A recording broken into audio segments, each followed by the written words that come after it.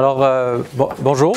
On va commencer parce qu'on m'a donné 1 heure et j'ai beaucoup de matériel à vous transmettre. Alors, j'essaierai de le faire à l'intérieur de cette heure-là. En fait, je veux le faire à l'intérieur du temps qu'on m'a donné. Je pense qu'à 1h15, la salle doit être libérée. Alors, on va se donner cette période-là. Alors, bonjour, mon nom est Elias Bellarbi. Je suis représentant de Turning Technologies pour la région du Québec avec ma collègue Monique Lachapelle. Et dans le fond, ce qu'on va faire aujourd'hui, c'est qu'on va vraiment faire une présentation sur les méthodes d'apprentissage qui sont liées à l'interactivité. D'accord? Donc, l'interactivité, dans le fond, les petites manettes que vous avez devant vous, ça fait déjà plusieurs années qu'elles sont utilisées à travers l'Amérique du Nord et bon, maintenant aujourd'hui à travers le monde. Au moins 4 ans à l'ETS aussi. Oui, c'est ça, donc après 4 ans à l'ETS. La première université qui l'a intégré, c'est l'Université McGill. Ça fait à peu près 6 ans que McGill l'utilise. Les universités francophones, l'ETS était une des premières avec l'Université de Montréal. Ensuite, il y a eu l'UQAM et puis d'autres universités. Et maintenant, c'est à peu près dans plus de la moitié des collèges aussi, où est-ce que c'est intégré, je dirais à peu près 70% des collèges utilisent la technologie Turning Point dans leur formation. Donc, à différents degrés, des fois, c'est juste une trousse, puis des fois, c'est plusieurs trousses. Alors donc, aujourd'hui, pour ce qui est de la présentation, présenter l'entreprise très brièvement, une petite diapositive juste pour vous indiquer qui on est. Les télévoteurs à l'ère numérique, donc on peut revenir un peu là-dessus. Il y a beaucoup d'études qui ont été faites dans le secteur, dans le milieu sur l'utilisation de l'interactivité. Donc, juste vous faire ressortir quelques points. Puis ensuite, on va aller dans les approches d'apprentissage. Ce que j'ai fait, c'est que j'ai été prendre un peu les différentes méthodes qui sont utilisées dans différentes universités ici au Québec, mais aussi en Amérique du Nord. Et je vais les partager avec vous, voir un peu les différentes approches qui sont utilisées. Aujourd'hui, je vais en présenter 5, mais dans le fond, il y en a plus que 5. Mais ces 5-là regroupent quand même une grosse part de l'utilisation qui est faite actuellement. Ensuite, comment ça marche et puis la démonstration du logiciel, vraiment, si on a le temps, je vais vous montrer ça, sinon on va rester vraiment dans les 3 premiers points. N'hésitez pas à me poser des questions à n'importe quel moment. Si vous avez des questions, des précisions, arrêtez-moi puis posez votre question. Est-ce que ça vous convient? Oui. Parfait. Alors tiens, je vais utiliser ma petite manette. Alors, Turning Technologies Canada, dans le fond, Turning Technologies Canada, c'est une filiale de Turning Technology USA. La compagnie a été créée en 2001. Maintenant, elle a des filiales un peu partout à travers le monde, en Asie, en Europe, au Canada évidemment et en Amérique du Sud, au Brésil.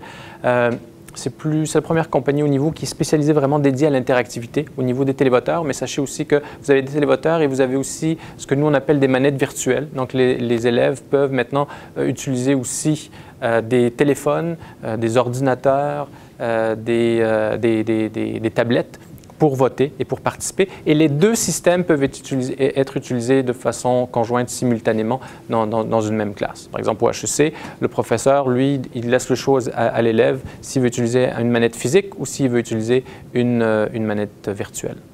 D'accord? Ça a été utilisé en premier lieu, ça a été plutôt développé en premier lieu pour le milieu de l'éducation. Donc, c'est pour ça qu'aujourd'hui, c'est plus de 2500 collèges et universités. Ça a été le premier élément de développement. Aujourd'hui, c'est utilisé par les entreprises, les organismes à but non lucratif, les gouvernements, pour des présentations corporatives, pour des gros événements. Donc, TELAV, qui est un des plus gros joueurs au niveau du visuel, utilise l'interactivité. On fait louer l'interactivité à leurs clients. Donc, c'est vraiment utilisé dans une large panoplie d'applications et puis d'événements. Mais en premier lieu, ça a vraiment été développé pour le milieu de l'éducation et de la formation. Alors, les télévoteurs à l'ère numérique, je ne vous apprends rien, je vais passer très rapidement. On est de plus en plus connectés. C'est des statistiques qui datent déjà de 2007, mais les gens sont connectés sur leur ordi, leur téléphone cellulaire. On avait 76% qui utilisent la messagerie instantanée. Si on prend les statistiques aujourd'hui, on serait beaucoup plus nombreux. Donc, tout ce qui est les étudiants numériques ou ce qu'on appelle les natifs numériques. Et donc, il y a une vague à ce niveau-là qui change un peu l'univers technologique et qui transforme le rapport au savoir.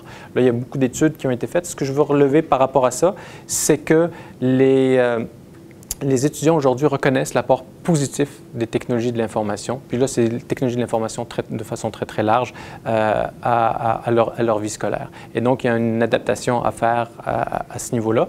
Et l'interactivité est une des technologies qui est disponible pour justement augmenter le niveau d'attention, de rétention et de compréhension au niveau des contenus.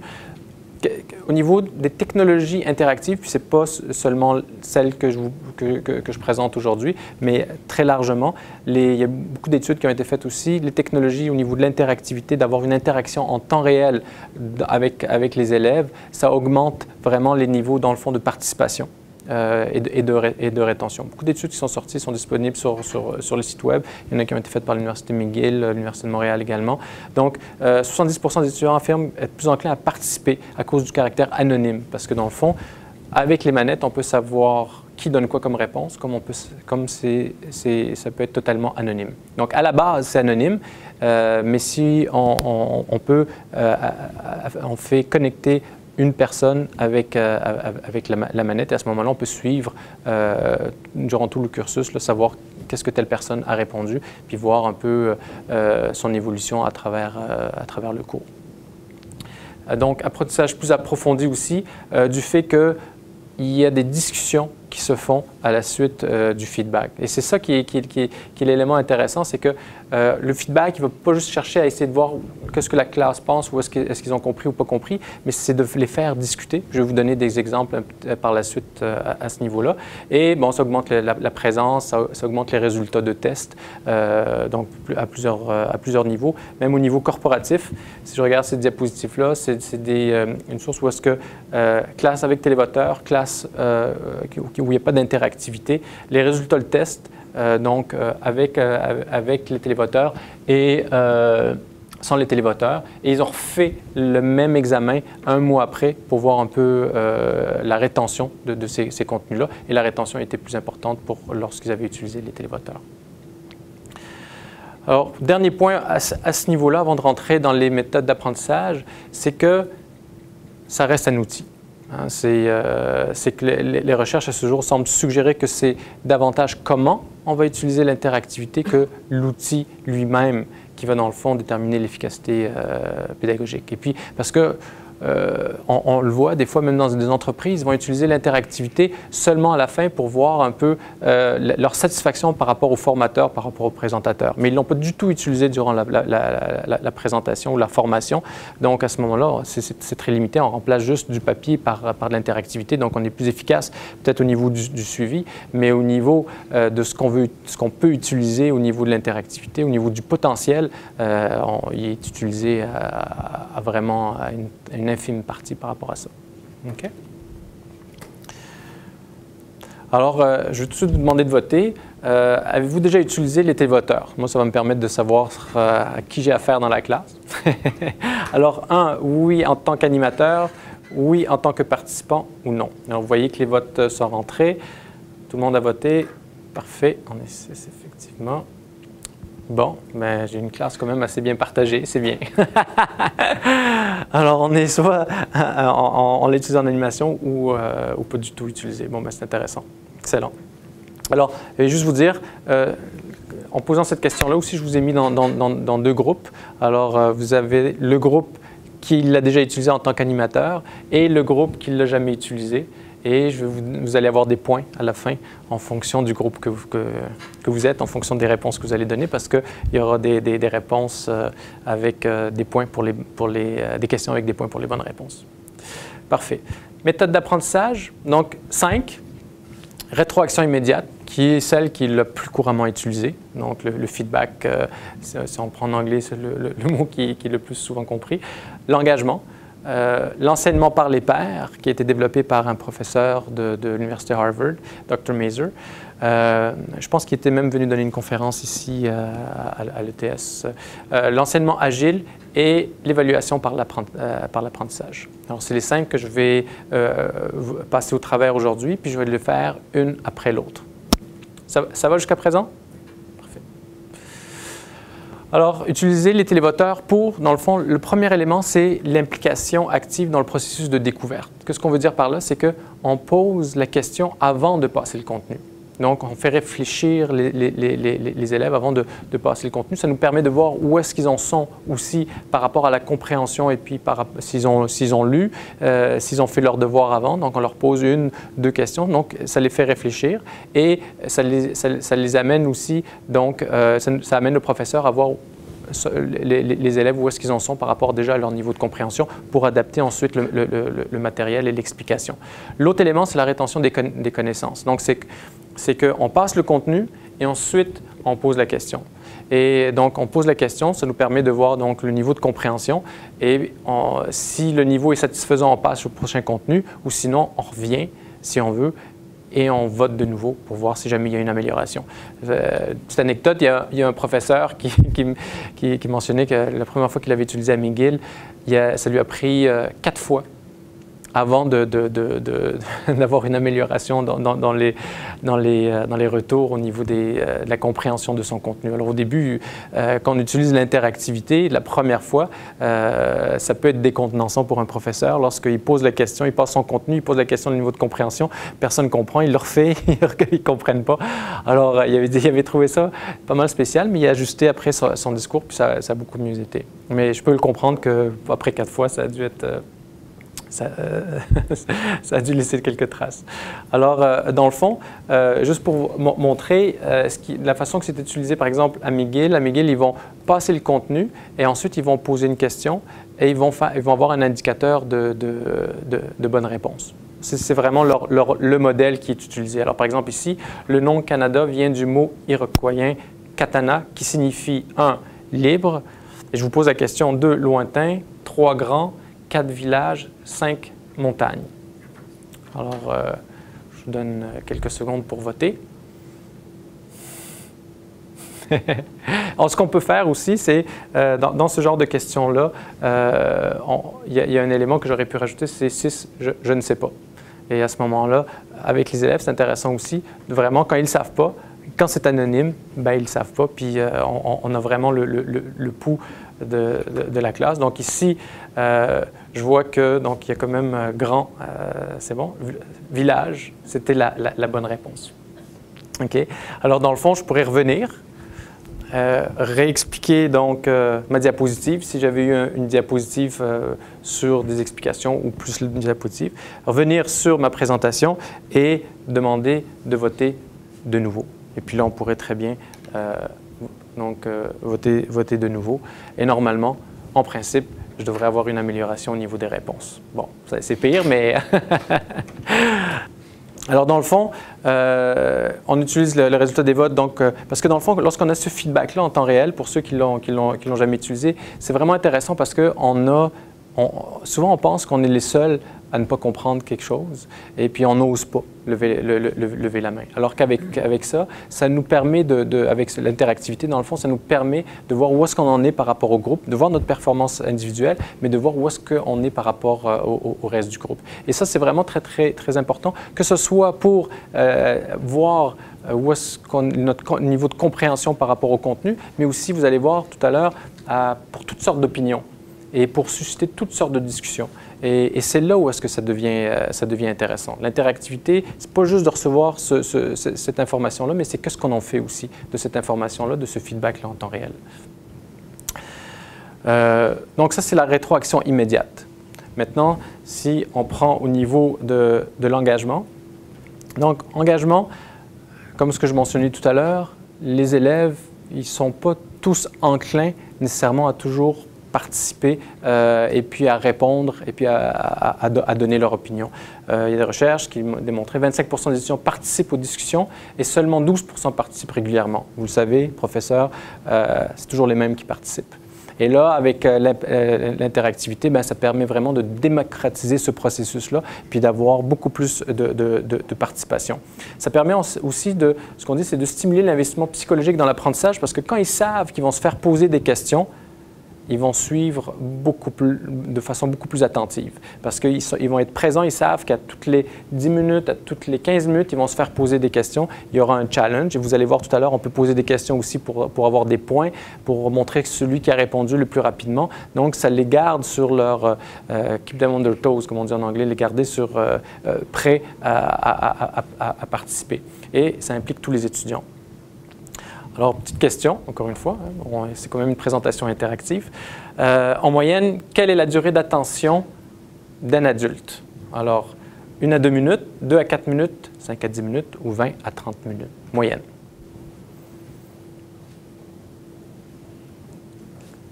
Excellent, est-ce que tout le monde a répondu?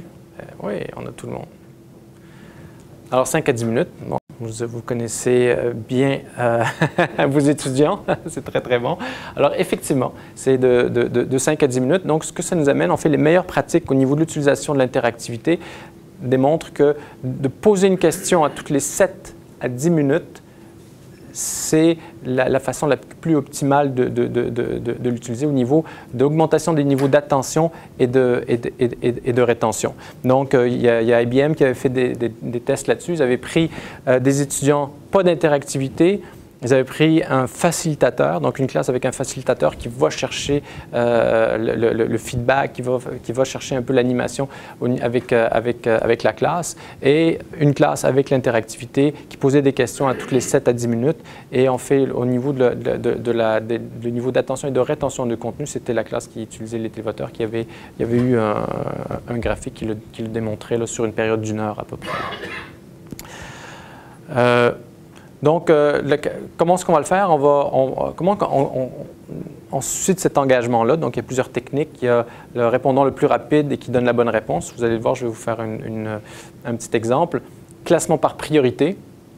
Donc, on peut mettre plusieurs sujets et donner votre premier choix, votre deuxième choix, votre troisième choix, ou votre première réponse, votre deuxième réponse, votre troisième réponse. Vous n'êtes pas toujours obligé de rester avec un seul choix de réponse. Les opinions et le vote anonyme. Comme je le disais tout à l'heure, les recherches le démontrent. Lorsque c'est anonyme, les gens vraiment donnent leur vraie opinion et ils sont vraiment très intéressés à participer. Il y a beaucoup de profs qui l'utilisent aussi pour faire des quiz. Il y a toujours un 5, 10, 15% qui est de la participation. Et il y en a qui vont l'utiliser donc à ce moment-là pour faire des quiz et prendre les présences en classe avec l'interactivité. Ils vont faire des quiz, ils vont donner des points par rapport aux bonnes réponses.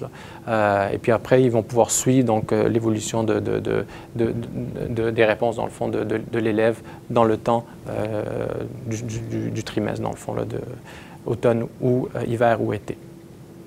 Alors, quelques exemples. Donc, poser des questions sur des sujets sensibles, des questions qui sont controversées. Par exemple, le pot devrait-il être légalisé? Quelle est votre opinion? Alors, je vous dis, si je vous avais posé la question ici et je vous aurais demandé vos réponses, j'aurais pas eu nécessairement beaucoup de participation parce que les gens, sur des questions sensibles, ne veulent pas nécessairement s'engager et puis l'expliquer. Mais lorsque j'ai des réponses et puis que je vois que dans le groupe, par exemple, on va le voir ici, donc tout le monde n'a pas répondu, il y en a qui veulent s'abstenir, c'est bien correct. Pardon?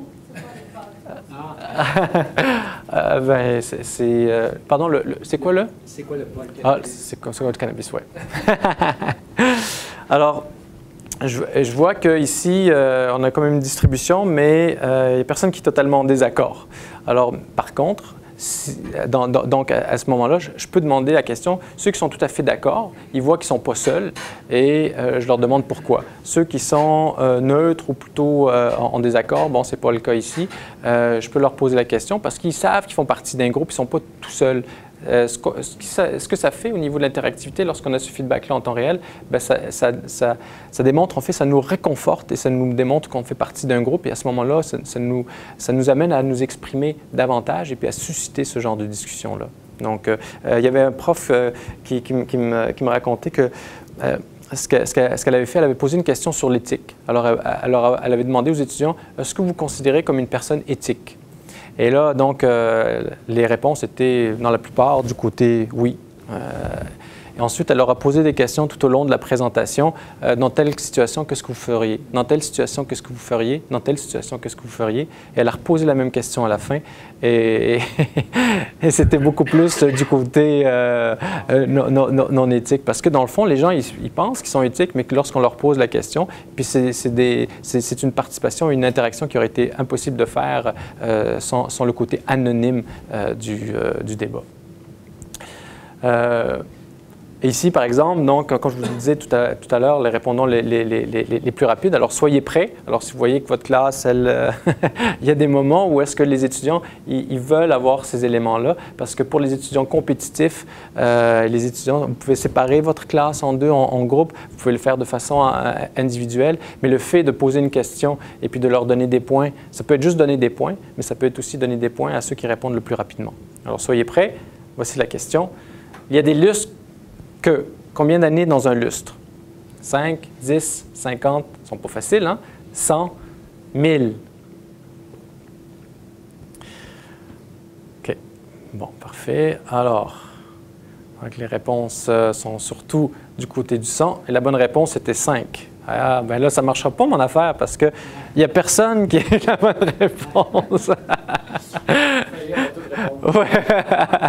Alors, ce que vous avez, c'est que vous avez le numéro du petit élévateur qui s'affiche ici en arrière, chaque petit élévateur. Alors, si j'avais associé le nom au télévoteur, qui se fait de façon très rapidement dans un enregistrement en temps réel, j'aurais eu le nom qui apparaît avec le temps en secondes. Okay. Et puis là, par ordre, dans le fond, croissant, celui qui a répondu la bonne réponse le plus rapidement, etc. Donc, et puis là, à ce moment-là, on peut dire telle personne ou celui qui a la manette, c'est qui a telle manette, et puis la personne se nomme. Donc, c'est toujours un plus pour les étudiants. Puis les étudiants, ils aiment vraiment cet élément-là. Et le numéro? Oui. C'est 03? Oui, bien regardez, si jamais on revient, maintenant que vous savez quelle est la bonne réponse et je vous redemande de voter. Alors, s'il y en a au moins un qui peut donner la bonne réponse, là, vous allez dire que tout le monde a donné la bonne réponse. Vous êtes bon joueur, c'est parfait. Alors, vous voyez les participants. 3,7 secondes, 3,41, 4,06, puis vous voyez le numéro en arrière. Alors, vous pouvez savoir celui qui a répondu le plus rapidement. C'est le device ID. C'est le device ID, exactement. Mais, comme je vous dis, là, parce que c'est anonyme, mais sinon, ce serait le nom de la personne qui apparaîtrait. Oui. Mais malgré qu'on peut assigner un nom de personne, on pourrait voter anonyme. Oui, tout à fait, exactement. Oui, absolument. Tout à fait. C'est exactement ça. Est-ce que tout à l'heure, tu vas nous montrer comment faire la même chose, mais par exemple en nous séparant en deux groupes? Oui, oui, tout à fait. Mais la question que je vous ai posée tout à l'heure, vous allez voir, les résultats, ils vont être en fonction du groupe. Alors, tant de points en tant qu'animateur. Vous allez avoir les points, vous n'allez pas avoir le temps de ceux qui ont répondu le plus rapide, mais ceux qui ont donné les bonnes réponses. Alors, vous avez 3 groupes. Dans le fond, il y en a un groupe qui n'a pas parce qu'il y avait le groupe qui l'a utilisé en tant qu'animateur et le groupe qui ne l'a jamais utilisé. Il n'y en a pas qui l'ont utilisé en tant que participant. Alors, il va y avoir deux groupes là, qui vont... Le use case, ça serait j'ai une diapo au début de notre présentation. C'est exactement ça. Les gens, choisissez votre équipe. Choisissez votre équipe ou bien cette partie de la classe, vous êtes dans les rouges, cette partie de la classe, vous êtes dans les verts là, ou dans les bleus, si on veut rester. Donc, c'est vraiment... Et vous pouvez aussi assigner au préalable telle personne dans tel groupe. Mais ça devient un peu plus compliqué. C'est des choses qu'on peut faire, mais c'est beaucoup plus facile juste de les séparer comme ça ou de les mettre en petite équipe. Enseignement par les pairs. Donc ça, est-ce que ça va jusqu'à présent? Donc, c'est assez clair, ça va? Oui? Pardon? Oui, ça, on pourrait le faire. Alors, je vais le faire. L'enseignement par les pairs. Donc, l'enseignement par les pairs, c'est la méthode qui a été développée par le professeur, le Dr. Mazur de l'Université Harvard, qui est un professeur de physique à l'université. Lui, dans le fond, c'est que son concept, c'est d'obliger les étudiants à réfléchir aux moyens d'arguments qu'ils développent entre eux pour convaincre les autres. Et cette argumentation-là fait en sorte qu'ils retiennent mieux les concepts. Autant pour la personne qui explique le concept à l'autre étudiant que la personne qui le reçoit d'un étudiant et pas du professeur. Et puis là, il comprend un peu le cheminement. Ce qu'il s'est rendu compte aussi, c'est que favoriser la rétention des connaissances plus longtemps parce que en les faisant discuter et en l'utilisant de cette manière-là, parce que lui, ce qu'il chicotait, c'est que 2 mois après leurs examens finaux de la session, c'est comme si il recommençait au début. Donc, il avait oublié les concepts, etc. Donc, il voulait trouver une façon d'augmenter cette rétention-là. Alors, lui, ce qu'il utilise, en fait, et puis c'est son concept, puis c'est utilisé à plusieurs variantes. Donc, c'est la technique d'enseignement par les pairs. En anglais, si vous faites une recherche peer instruction, c'est le terme qui est utilisé. Donc, c'est en vote. Donc, on vote avant. Donc, on passe le contenu en vote. Lui ne montre pas les résultats. Okay? Il ne montre pas les résultats. Par contre, il les voit. Parce que dans l'application, nous, on a des applications que sur un téléphone intelligent ou sur un iPad, je peux voir les résultats et pas les afficher. Donc, en tant que professeur, je peux voir qui répond, etc. Et puis, je peux voir ça. Lui, il voit les votes. Et si, puis je vais l'expliquer, donc, dépendamment du pourcentage, va les faire discuter ou va aller au prochain concept. Et si jamais il les fait discuter, donc il les fait discuter comme ceux qui ont répondu telle réponse, je veux que vous trouviez d'autres personnes qui ont répondu telle réponse et que vous essayez de convaincre ou bien de discuter avec cette personne-là, puis ensuite il fait un vote de nouveau. Okay? Alors je vous montre comment il fonctionne. Donc si vous suivez le schéma, donc il utilise le concept, il fait un vote. Si plus de 70% des réponses sont correctes, il ne va pas passer sur la matière, il ne va pas la réexpliquer, il va passer tout de suite au concept suivant. Si moins de 30% des personnes ont donné la bonne réponse, c'est que les gens n'ont pas compris, ils retournent puis réexpliquent le concept. Si entre 30 et 70% des personnes on est dans cette zone-là par rapport aux bonnes réponses, à ce moment-là, ce qu'il fait, c'est qu'il demande aux gens de discuter entre eux. Alors, je vous donne un exemple de la façon. Alors, par exemple, ici, considérant qu'une plateforme de métal avec une plaque de métal avec un trou. Donc, il y a une plaque de métal avec un trou dans le milieu. La plaque est uniformément chauffée. Ça, c'est vraiment un exemple que lui donne. Comment évaluera le diamètre du trou? Est-ce qu'il va augmenter? Est-ce qu'il va rester le même ou est-ce qu'il va décroître? Alors, je vous demande de voter. Donc, normalement, j'aurais passé un contenu, un concept. Je pose une question. Là, je vois ce que les gens ont répondu. Comme je vous dis, là, ici, on va prendre les réponses. Mais lui, il ne les montre pas, ces réponses-là, Dr. Mazur, mais il y en a d'autres qui les montrent. Et là, il va demander, bon, ceux qui pensent que ça augmente, trouvez une personne qui pense que ça reste le même ou qui décroît, puis faites une discussion là-dessus. Puis là, ils discutent. Il y en a qui vont essayer de convaincre. Voici pourquoi. Voici ce que je vois. L'autre personne va donner le contre-argument. Ils vont discuter. Il les fait discuter pendant 5 à 10 minutes. Et après, il revient et il leur demande de voter de nouveau. Okay? Alors là, je vous demanderai de nouveau juste pour l'exemple. Et il voit, dans le fond, le vote et il montre tout de suite un graphique par la suite qui montre ce que les gens ont répondu la première fois. Donc, la première fois, c'est le rouge et la deuxième diapositive, c'est le vert. Alors, il est capable de voir si la bonne réponse, c'est que ça augmente. Okay? Alors là, il donne la réponse et voit si les gens ont réussi à convaincre les autres ou pas. Et puis, si c'est dans la bonne direction ou pas dans la bonne direction. Et puis là, il explique le concept. Alors, c'est une méthode qui est très intéressante parce qu'il y a une appropriation des élèves qui se fait à ce niveau-là à travers l'interactivité. OK? L'enseignement agile. Donc, l'enseignement agile, c'est très simple. C'est d'utiliser le télévoteur pour donner à l'enseignant la possibilité de s'adapter rapidement. Donc, quand on fait une présentation, comme vous voyez ici, je suis dans un environnement PowerPoint. Quand j'utilise PowerPoint ou Turning... Oui? Oui. Avec Dr. Mazur? Oui. Tu avais ton beau diagramme avec toutes les flèches. Oui. Là, le cheminement des flèches puis la décision des pourcentages, c'est l'enseignant qui le fait live ou c'est dans Turning Point? C'est dans Turning Point, ce qu'on appelle, vous avez du branchement conditionnel. Donc, je peux dire si plus de 70% donnent la bonne réponse, d'aller tout de suite à telle diapositive. Et si jamais c'est moins de 30%, d'aller là. Je peux le faire comme ça ou je peux le faire live. Je peux dire... Je vois les réponses, puis là, je fais juste revenir à ma diapositive ou mes 2 ou 3 diapositives précédentes. Là. Puis là, je refais le concept, ou je fais juste « Next », puis je vais dans la prochaine diapositive. Donc, il y a deux façons de le faire. Lui, il le fait, il le prépare à l'avance, mais il y en a beaucoup d'autres qui réagissent en temps réel, parce que je peux aller dans les diapositives, voir ce que je veux à travers ça. D'accord? Alors, au niveau de l'enseignement agile, dans le fond, c'est de pouvoir poser des questions à n'importe quel moment. On veut changer le rythme de l'apprentissage. Il y a des élèves qui ont des questions, qui se posent des questions qu'on n'avait pas prévues. Et puis là, on est dans PowerPoint. Alors, on ne veut pas nécessairement rentrer, créer nos questions, ressortir en mode présentation, etc. Alors, ce qu'on fait, c'est qu'on peut poser à n'importe quel moment. Je peux appeler Turning Point et puis rentrer une question. Alors, par exemple, ici, dans la question qui était venue tout à l'heure, est-ce clair? Est-ce assez clair actuellement? Et puis, je peux donner un choix de réponse, oui, non, par exemple. Puis, j'insère ma diapositive et tout de suite, donc, je peux voter.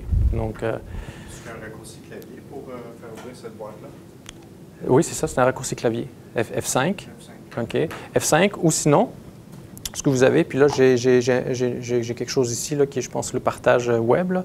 Mais si je le prends ici, j'ai un élément qui est juste ici, qui, dans le fond, attendez, je vais juste le prendre ici. Je peux rajouter une autre question, juste ici. Et puis là, c'est déjà des réponses qui sont prises par défaut. Alors, par exemple, je peux la rajouter. Êtes-vous d'accord? Donc, je pose la question, êtes-vous d'accord? Oui, non, s'abstenir. Et puis là, j'ai les votes. Et ces diapositives que j'ai créées, je vais vous le montrer tout à l'heure, elles vont se mettre dans ma présentation PowerPoint exactement là où j'étais, où est-ce que j'ai posé les questions. OK? Alors, je vois que j'ai des votes. Oui? Et en fait, vous pouvez cacher la boîte sans que les étudiants voient ce que vous êtes en train de faire. Nous, on l'a vu parce que vous avez écrit. Oui. Pour qu'ils ne la voient pas, il faudrait qu'il y ait un autre écran. La question, où vous le faites sur votre iPad. Si vous avez un iPad ou une tablette, je peux le faire sur la question. Là, j'ai ce qu'on appelle, ici, c'est le presenter card. Donc, ça me permet d'aller d'une page à l'autre, d'appuyer pour faire un vote de nouveau, de rajouter un timer, de faire j'ai des shortcuts, dans le fond, qui sont là, qui me permettent de le faire fonctionner. C'est exactement le même fonctionnement que si j'ai un un PresenterWare, dans le fond, à travers le web. Il faut juste que l'ordinateur et ma tablette soient connectés sur le Wi-Fi. Et puis à ce moment-là, moi, je peux donner les données. Oui, parce que je ne peux pas l'avoir ailleurs. Là, Et comment s'appelle l'application? C'est PresenterWare. Where? Oui, ça c'est le Presenter Card, PresenterWare. C'est des outils, c'est gratuit, qui sont des applications là, qui se téléchargent. Là. Et le résultat, donc, oui. il s'affiche vraiment dans les slides PowerPoint et il reste là par la suite. Oui, vous allez voir, tout à fait. Regardez, c'est ça, si je sors, alors vous voyez, le portrait final, il est là. Alors vous voyez les votes, est-ce clair, êtes-vous d'accord? Exactement là où est-ce que Enseignement Agile, je les ai intégrés ici. Et tout s'exporte dans Excel après. Donc vous pouvez les avoir comme ça. Puis vous pouvez tout exporter vos données dans Excel. On exporte quoi à ce moment-là? Les questions. Les questions avec les réponses. Avec les réponses, exactement. Puis vous avez une trentaine de choix de tableaux parce que vous pouvez avoir des démographiques, vous pouvez avoir les résultats juste par étudiant, vous pouvez avoir les résultats par question, etc. Je vais vous le montrer après. Très simple à utiliser. Alors, ça on a fait, on a voté aussi. Voilà. Donc, dans le fond, ce qui est intéressant aussi, c'est qu'on peut faire des questions à volée, mais on peut faire du découpage à la volée aussi. Du découpage à la volée, ça veut dire que je peux prendre, par exemple, un groupe, et puis en fonction de la question que j'ai posée au début, donc j'ai partagé mon groupe en deux, je peux avoir posé des questions hommes-femmes, je peux avoir posé des questions comme j'ai fait aujourd'hui, est-ce que vous l'avez déjà utilisé comme animateur ou comme participant, et je peux voir les réponses en fonction de mes groupes que j'ai découpés au début, parce que c'est du démographique.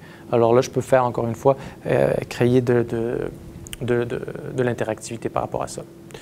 Le dernier point, parfait, on est dans les temps, évaluation pour l'apprentissage. Alors, l'évaluation pour l'apprentissage, dans le fond, ce qu'on fait, c'est qu'on va vérifier si l'apprenant fait des progrès vers l'atteinte des objectifs. Donc, comme je vous ai dit, on donne des points aux bonnes réponses, on fait des quiz et on est capable de suivre l'élève, qu'est-ce qu'il donne comme résultat.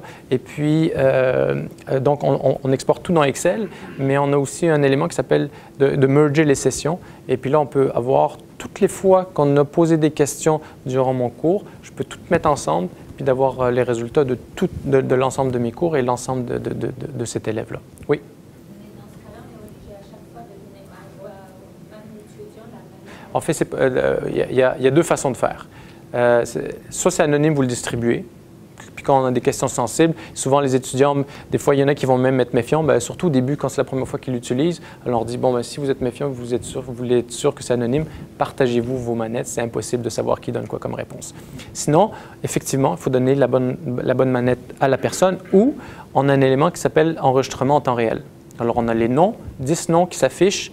Le nom de la première personne, c'est 1, il met 1. Le nom de la deuxième personne, 2. Puis ils les font en même temps, ce n'est pas un après l'autre.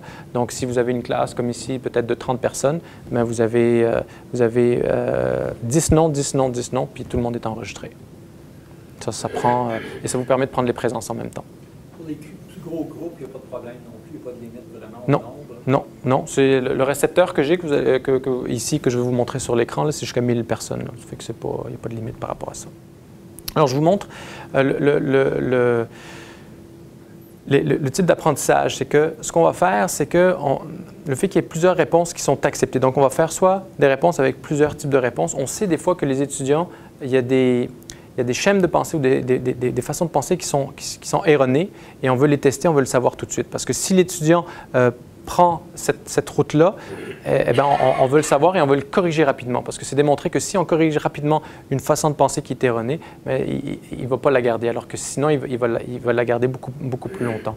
On peut donner des pointages et surtout, ce qu'on va faire, c'est qu'on va donner le degré de certitude. Vous allez voir, je vais vous l'expliquer. Alors, par exemple, il y a deux façons de le faire. Première façon, c'est, par exemple ici, pour éviter tout empoisonnement alimentaire. Il suffit, puis tiens, je vais la rapetisser parce que... Voilà. Il suffit de cuire complètement vos aliments et de les consommer rapidement.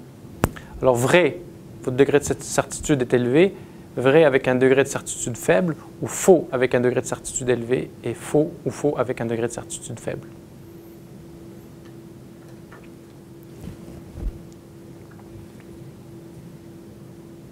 Parfait.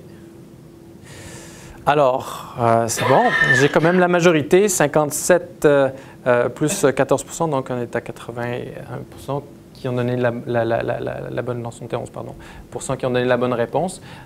Donc, c'était faux, effectivement, la bonne réponse. Je peux poser la question aussi, quelle est la couleur de voiture la plus fréquemment vendue? Okay. Alors, est-ce que c'est le bleu, le noir, le gris, le rouge ou le blanc? C'est deux façons de poser une question au niveau du degré de certitude. Et puis, c'est des questions qui sont utilisées à l'Université de Montréal. Ils utilisent beaucoup le degré de certitude parce que le degré de certitude, dans le fond, on est dans des choix de réponse et puis on peut alors le mot « guesser », c'est le mot on peut deviner, on peut essayer de deviner les réponses. Alors qu'avec un degré de certitude, et comme c'est anonyme, les gens, généralement, ils répondent vraiment ce qu'ils pensent. Et pour le professeur, ça lui permet de savoir est-ce qu'ils ont vraiment saisi la matière ou pas. Alors ici, les réponses, donc noir, gris, rouge, OK. Et je vais vous demander quel est votre degré de confiance dans votre réponse à la question précédente. Est-ce que vous êtes très confiant? Est-ce que vous êtes un peu confiant ou vous n'êtes pas du tout confiant? Bon, alors je vois qu'il y en a quand même une minorité qui est très confiante. Et il y en a qui ne le sont pas du tout, donc je peux deviner qu'ils ont essayé de deviner la réponse. Et dans le fond, encore une fois, avec un tableau comparatif, je peux voir que la bonne réponse était bleue, okay, et qu'il y a seulement 50% qui étaient très confiants. Pardon, pas bleu, blanc, je m'excuse, c'est blanc, ouais, blanc, et seulement 50% qui étaient très sûrs de leur... Alors, pour le professeur, c'est juste des outils qui lui permettent de voir le niveau de compréhension, le degré de confiance par rapport au contenu, de faire discuter. Ce qu'on veut faire, c'est discuter les élèves, essayer de les faire influencer. Il y a des élèves, il y a des profs qui donnent une manette pour 2 ou 3 élèves. Ils veulent qu'ils discutent entre eux. Donc, c'est d'autres façons de faire parce que dans le fond, on apprend beaucoup. Oui? Je ne comprends pas votre résultat. Vous nous avez posé 2 questions. Oui. Vous avez 3 réponses.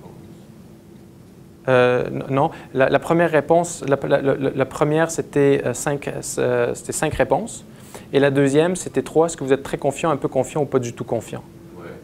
Donc, ceux qui ont répondu blanc, qui était la bonne réponse, ils étaient à 50... Vous avez 3 résultats par couleur. Oui, C'est le niveau de confiance. c'est le niveau de confiance. Est-ce que je suis très confiant, un peu confiant ou pas du tout confiant, qui est juste Ah, la... ça, c'est seulement les niveaux de confiance. C'est ça, exactement. Les niveaux de confiance par rapport à la réponse. Mais là, je vois que, comme déjà, j'ai vu tout à l'heure que les réponses, ceux qui ont blanc, il y en a juste 17 % qui ont donné blanc.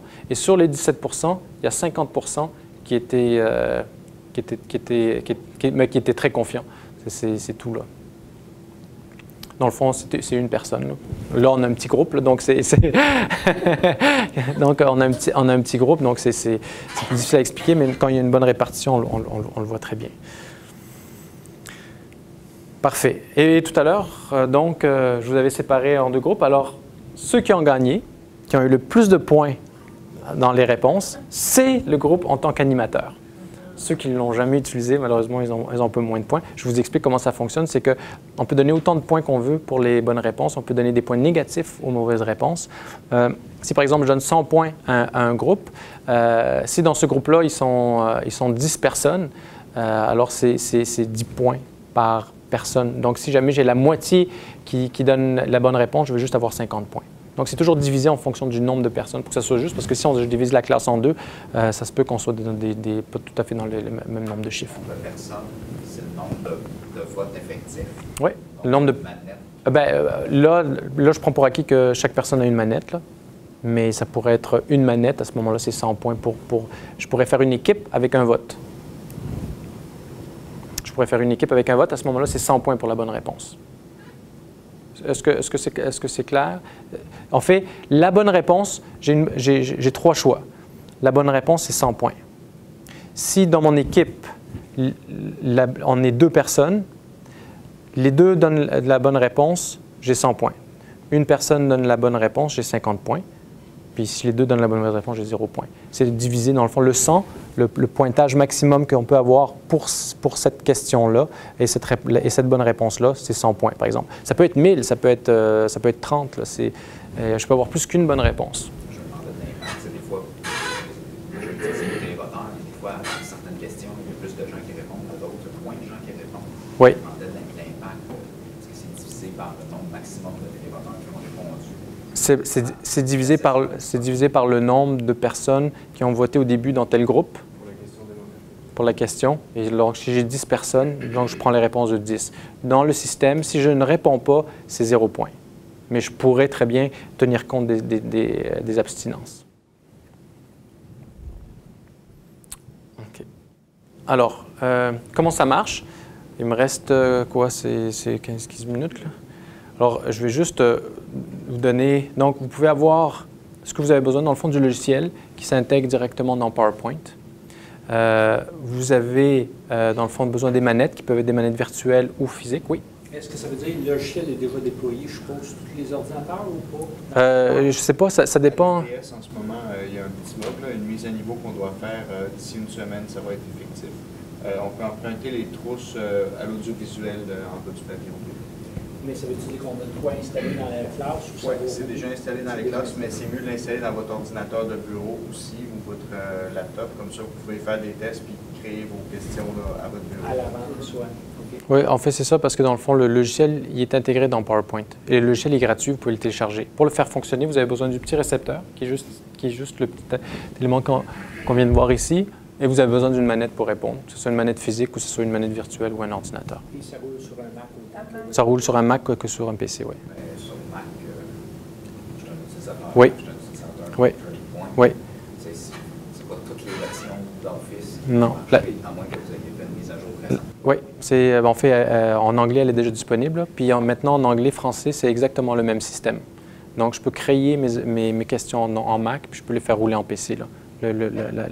C'est le Turning Point 5. Oui. Elle n'est pas disponible en français encore, on est en train de la tester. Elle va être disponible d'ici à peu près 2-3 semaines, je dirais. En anglais, elle est disponible depuis à peu près 2 mois.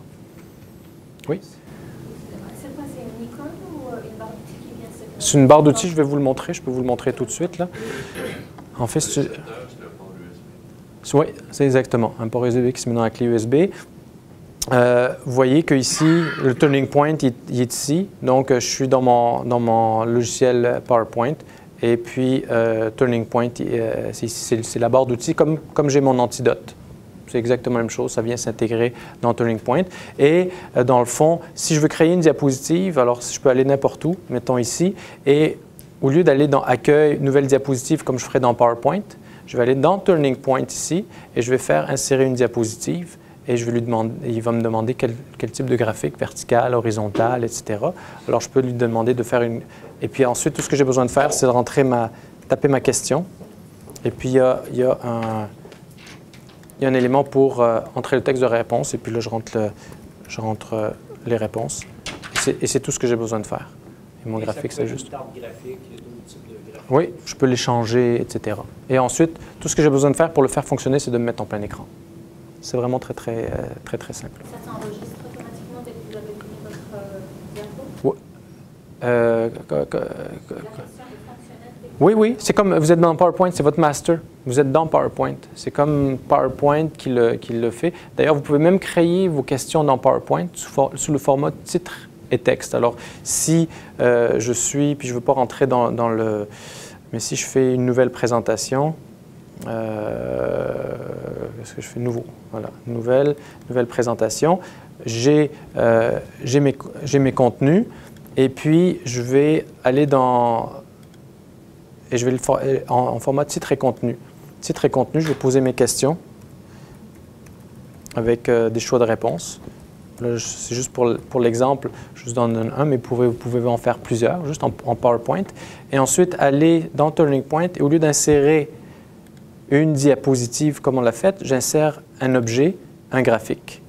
Et je choisis le même graphique, c'est exactement les mêmes choix. Et puis, il va me transformer ma diapositive PowerPoint en diapositive interactive. Et je peux toutes les sélectionner. Là, je l'ai fait une, mais je peux prendre le mapping dans PowerPoint, puis dire celle-ci, celle-ci, celle-ci, avec mon contrôle, insérer un objet, un graphique, et il va toutes les faire en temps réel. Les questions à la volée, à ce moment-là, ça fonctionne comment? C'est F5. La question, mais ça dépose le résultat sur la slide actuelle? Voilà, exactement. Alors, donc, par exemple... ça vient ajouter l'objet. Voilà, je suis ici. Ça crée une nouvelle slide. Ah, ça crée une slide. C'est ça. Alors, ça crée une nouvelle slide. Ça, comme je l'ai fait tout à l'heure avec F5, ou bien j'ouvre ici, puis je lui dis de créer une nouvelle diapositive avec un choix, comme j'ai dit tout à l'heure. Donc, êtes-vous d'accord? Et là, je suis en mode votation, mais si je ferme, vous voyez, il l'a créé juste après, là où j'étais. En fait, c'est ça. Donc, celle que vous utilisez actuellement, mais sachez, c'est encore émergent. Donc, vous utilisez l'avantage, c'est que vous utilisez exactement le même logiciel avec les manettes ou avec les manettes virtuelles. Dans le fond, ce que vous faites, c'est que vous allez sur le logiciel, ici, donc vous allez, Turning Point, et vous allez donc aussi Outils, et dans le fond, vous allez dans Responseware. Ici, Responseware, il va vous demander de rentrer votre nom d'utilisateur et votre mot de passe. En tant que professeur, vous avez votre nom d'utilisateur, un mot de passe, et le système vous donne un numéro de session. Il vous génère un numéro de session, 6 chiffres. Les élèves, eux, vont sur le site rwpoll.com, P-O-L, c'est poll.com, mais P-O-L-L.com, rentrent le numéro que vous le donnez. Il y a une diapositive qui vous permet de l'afficher automatiquement, et puis ils sont connectés. Il faut qu'ils soient connectés. Donc, il faut que votre ordinateur soit connecté. C'est les deux prérequis, dans le fond, les élèves un Wi-Fi. J'imagine qu'il y a des Wi-Fi ici, et puis ça. Et là, vous pouvez utiliser et les manettes physiques que les manettes virtuelles. La manette physique, vous êtes sûr que ça fonctionne parce que c'est dans un réseau dédié à travers radiofréquence. Donc, c'est très simple à utiliser. Les manettes virtuelles, il y a des profs qui aiment moins parce que ça permet à leurs étudiants d'aller faire d'autres choses en même temps. Donc, déjà que les niveaux d'attention sont déjà plus difficiles à avoir. Donc, si jamais on leur donne ces outils-là, donc il y en a qui préfèrent avoir un système qui est plus dédié, fermé. Mais ça, c'est vraiment le niveau de confort du professeur et puis la façon de l'utiliser. Mais c'est sûr que c'est quelque chose qui est émergent. Alors, nous, on permet de le faire en même temps. Vous pouvez avoir juste une manette avec des Responseware. Vous pouvez avoir Responseware avec des manettes physiques. Vous pouvez avoir juste des manettes physiques. C'est vraiment selon le niveau de confort et puis du professeur et comment le professeur peut l'utiliser. Et puis, dans le fond, il faut avoir une connexion Internet qui est sûre parce que c'est le seul... parce que si jamais je me déconnecte, il faut que je me reconnecte. C'est juste ça. Là. Si les gens se branchent via le téléphone sur Wi-Fi, là, c'est qu'on peut avoir des étudiants dans d'autres classes. Comment vous gérez le fait? C'est toute la même boîte? En fait, c'est le numéro de la salle qui est donné par le logiciel ResponseWare. Donc, ce numéro de salle-là, il est unique à la session qui est ouverte. Exactement. Parfait. Voilà, Okay. exactement. Et ce que vous pouvez faire, c'est qu'en tant que professeur, je peux toujours avoir le même code. Donc, je peux me mettre un nom ici, ID réservé, et puis j'écris maison, et puis ça va toujours être maison. Je n'ai pas besoin de demander toujours au système de me donner un... D'accord? Oui? Est-ce qu'il y a des frais associés avec les comptes de ResponseWare pour les enseignants? Pour les enseignants, non. C'est toujours pour les élèves. C'est le modèle actuellement. Mais ça bouge beaucoup hein, dans ce modèle-là. Ça devient intéressant. Déjà, les manettes sont devenues très, très compétitives. Moi, je me rappelle, il y a 7-8 ans, c'était encore des prix quand même qui étaient importants, surtout même pour le domaine corporatif. Là. Mais maintenant, il y a des brevets qui sont tombés et tout, donc ça devient l'interactivité de plus en plus utilisée, de plus en plus de demandes à tous les niveaux, puis virtuel, physique, dans les deux cas. Oui. Oui. Pour ceux qui s'en faire prêt dans les premiers temps, oui. Est-ce qu'il y a une ressource à l'école avec qui on peut communiquer? Ben, en ce moment, c'est surtout moi et puis les gens de l'audiovisuel. Okay. Je ne suis pas expert vraiment dans le Turning Point, sauf que j'en connais un peu. Je connais aussi beaucoup de techniciens là, qui se penchent sur la question Turning Point. Ouais. Puis nous, on donne des formations gratuites aussi.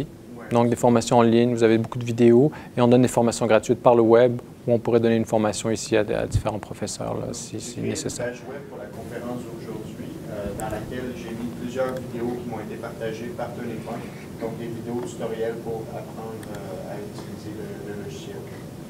Donc, le logiciel devrait être disponible. Vous pouvez le télécharger. Vous allez sur le site turningtechnologies.ca. Dans les classes, il va être là. OK.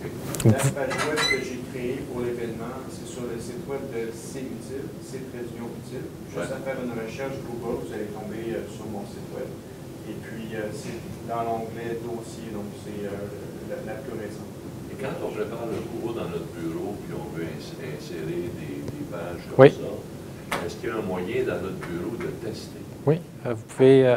Ce qu'on a ici, c'est qu'on a un élément qui s'appelle, vous voyez ici par défaut, c'est écrit périphérique de réponse. Ouais. Donc, périphérique de réponse, dans le fond, c'est les manettes. Okay? Pour le faire fonctionner, vous avez besoin des récepteurs. Mais ce qu'on a ici, on a un petit élément qui est touche clavier ou données simulées.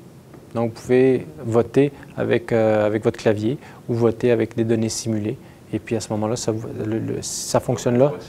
Tout à fait, exactement. Et dans le fond, non, vous êtes, pour tester et tout, vous n'êtes pas obligé. Non, c'est ça, non. Oui. Je regarde dans l'Apple Store, c'est ResponseWare, c'est bien? C'est le ResponseWare, oui. Non, c'est le PresenterWare. Le ResponseWare, c'est l'application que l'élève peut télécharger, s'il le veut. L'application, parce que dans le fond, quand vous êtes connecté à Internet, je peux aller sur rwpole.com et puis je vais voir apparaître les questions, puis je vais voter dessus. Mais ça reste une page web où je peux télécharger les applications et puis avoir un meilleur visuel. Dans le fond, c'est exactement le même fonctionnement, c'est juste que j'ai un visuel qui est plus intéressant, c'est tout. Oui? Si on a utilisé dans une classe avec des diapositives, PowerPoint, on l'a utilisé, les réponses ont été intégrées, bon, oui. Elles sont conservées. Oui. Si on veut les déliter, il faut aller diapo par diapo, supprimer la diapo. À votre présentation? Non, après. Si on ne veut pas garder après. Bien, si vous, OK, d'accord. Ben, c'est une très bonne question. D'accord. Alors, ce que vous avez dans votre présentation, ce qu'on appelle, nous, le master, parce que vous avez la même présentation pour plusieurs cours. C'est probablement ce que, en fait, c'est ce que la plupart des professeurs ont. Donc, ici, moi, je fais toujours la même présentation. Bon, ici, par exemple, à ce niveau-là. Alors, ce que je fais, c'est qu'à la fin, je peux garder mon master, puis comme dans mon PowerPoint, je peux dire PowerPoint, présentation, pédagogie, puis je peux mettre entre parenthèses avec résultat du matin. Puis ça, c'est dans mon PowerPoint. Mais l'idéal, je garde mon master, toujours mon master, et je vais dans Turning Point ici, j'ai un enregistrement. Et ça, quand je fais enregistrer, ça le sauve en format TPZ. Le TPZ, ça vous sauve votre PowerPoint et les données qui sont en arrière que je peux exporter. D'ailleurs, ici, il donne tout de suite nouvelle session, la date et l'heure à laquelle ça a été fait. Alors, vous avez juste à donner Alors, normalement, vous avez une présentation. Vous avez une copie. On se fait une copie, c'est ça. On utilise la copie en classe. Et si on ne veut pas conserver les résultats, on n'a qu'à jeter la copie. Vous pouvez jeter la copie, puis ça, vous le sauvez en session. Puis ici, moi, ce que je fais, c'est que je reviens dans ma classe au début, puis je fais réinitialiser ma session. Ça fait que ce que ça fait, je ne sais pas si on va le voir là, ici, là, parce que, par exemple, là, ici, j'ai des résultats. Alors, ça fait ma session. Alors, là, il me dit, la session actuelle contient des données de questions. Souhaitez-vous enregistrer cette session? Donc, avant de tout effacer mes données, il me fait un rappel. Est-ce que vous voulez les sauver? Alors là, par exemple, si je fais non, il va tout me réinitialiser, puis il va tout remettre à zéro. Puis là, je recommence mon cours.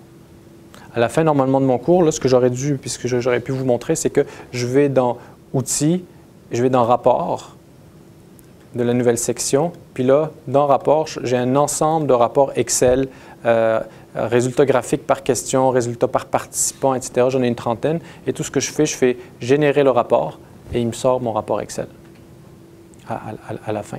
Donc, normalement, ce que je fais, c'est que soit après mon cours, je génère mon rapport ou je sauve en TPZ, dans le format TPZ qui va le sauver. Et quand je vais être chez moi ou dans le bureau, je vais extraire mes données. Parce que souvent, ce qu'ils font, c'est que comme les données sont extraites très, très rapidement, et en fait, ce qui est intéressant aussi, c'est, je ne sais pas si vous avez, en fait, peut-être là, il n'y a peut-être pas assez de professeurs, mais à l'Université de Montréal et à McGill notamment, c'est que c'est intégré avec des LMS systems, des systèmes de gestion au niveau des étudiants. Donc, les étudiants, à la fin du cours, ils ont le quiz, ils vont voir sur dans leur environnement, puis ils ont déjà les réponses et les notes qu'ils ont eues, par exemple.